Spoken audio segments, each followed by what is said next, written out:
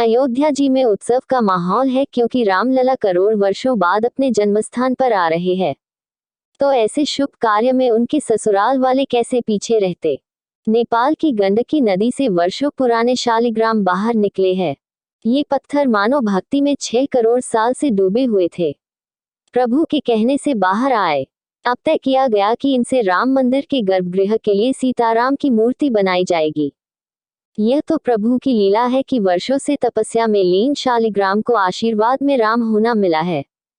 कहते हैं न कि कण कण में राम है तो शालिग्राम के कण से राम है।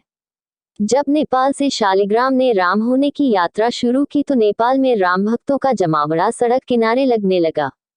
जनता देखने लगी कि किस भाग्यवान के हिस्से में राम होना लिखा है। और करोड़ों वर्ष की लंबी प्रतीक्षा के बाद शालिग्राम को पत्थर से राम होना है। उसके उस स्वरूप को आंख भर देख लेना चाहते हैं बूढ़े बुजुर्ग। अपनी पीढ़ियों को ये बुजुर्ग बता रहे होंगे कि राम हमारे जीवन में कितना महत्व रखते हैं और उनकी आंखें इन पलों को देखने के लिए व्याकुल थी। न जाने कितनी आंखें इस घड़ी की प्रतीक्षा में सो गई। उन्हें नेपाल से राम को जाते देखना नसीब में नहीं लिखा था। युवा इन दृश्यों को समेटकर अपनी सबसे बड़ी विरासत में जोड़ लेंगे और आने वाली पीढ़ियों को बतलाएंगे कि शालिग्राम को जाते वह राम होते, उन्होंने अपनी आंखों से देखा था। मेरे राम यही होकर गुजरे और विश्राम को ठहरे थे, हमने उन्हें स्पर्श किया। तुम जिन्हें देख रहे हो वो राम है, हमने उन्हें राम होते देखा था। इन आंखों ने जीवन का सबसे सुखद पल संभाल कर रखा हुआ है ताकि तुम्हें अपनी विरासत सौंप सके।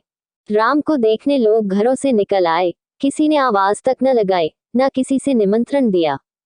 बस अपने प्रभु के जाने की आहट से पहचान गए कि उनके प्रभु अयोध्या जी के लिए निकल रहे हैं। भाव विभोर हो गए, आंखों से आंसू तर तर करके बहने लगे। अपने द्वार पर प्रतीक्षा करने के लिए बैठ गए कि राम कभी भी उनके द्वार से होकर गुजर सकते हैं।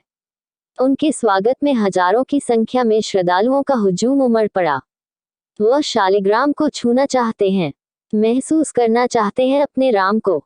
आखिर राम जाते कौन न देखना चाहेगा। उन शिलाओं ने न जाने कितनी तपस्या की होगी कि स्वयं प्रभु श्री राम मिले। उनका कद भी अयोध्या जी के मुकाबले रहा होगा क्योंकि दोनों में राम बसे हैं। सारे जग में राम है। राम भक्त उनका दर्शन लाभ ले रहे हैं। भगवान राम का मंदिर वास्तव में इतना विराट सपना था जो पूरा हो रहा है। यह सब तो हम नहीं कर सकते थे, यह तो भगवान ने अपनी लीला दिखाए और अब अपने घर में अपने जन्म स्थान में पहुंच रहे हैं। वीडियो देखने के लिए धन्यवाद। कृपया लाइक, शेयर और सब्सक्राइब करें।